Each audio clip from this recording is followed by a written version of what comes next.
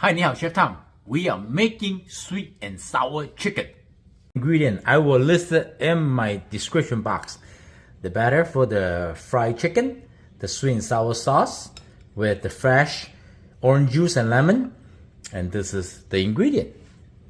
Once done, take one out and cut it open. Make sure it's no pink, completely white, because we don't want to have raw chicken. So now we have the cornstarch mix. Pour it in to thicken the sauce.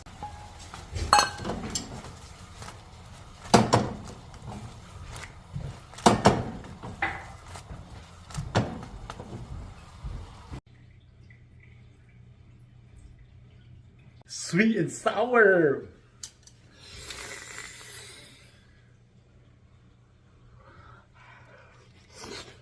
Oh, hot.